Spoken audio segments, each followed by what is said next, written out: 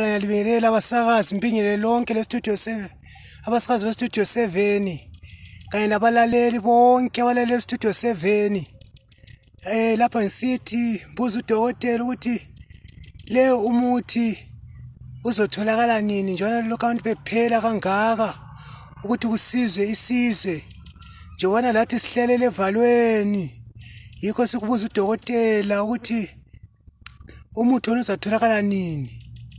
Ngoba kathi nxa sinje lokho esihlalele evalweni asisakwazi ukuthi senzeni, asisakwazi ukuthi sibambe ngaphi lokuthi ubambe njani. Okusethusayo ukuthi sokusifa lama-minister, into esethusayo dokotela ukuthi umuthi uzabuya nini kwelakithi ekhaya eZimbabwe. Ukhulumayo yimi umgcini dladla wemzola 27 yiko engihlala khona. Umuthi okwelapha ukuthi igciwane life akula muthi ozabuya ozoqeda igciwane. Kubuya amajekiseni wona lawo esithi aqalisa kuviki ezayo. Angazi ukuthi yena ngifuna kube lejekiseni ezohlatshwa ukuthi umuntu kasafi yini.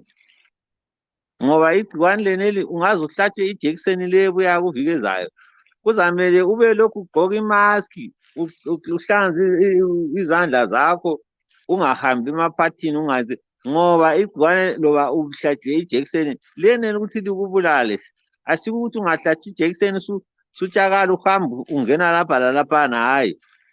Njengoba nje ukuthi ama-virus into lokuthiwa ligciwane ama-virus akula jekiseni ongayihlaba ukuthi uyaliqeda. Umzimba wakho yiwo kuphela olisana lalo.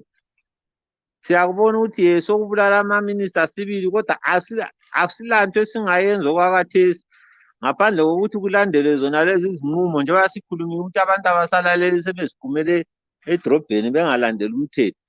Simelele wona la ama-vaccine abuyayo, ama-vaccine azonceda imizimba yettu ukuthi iqine.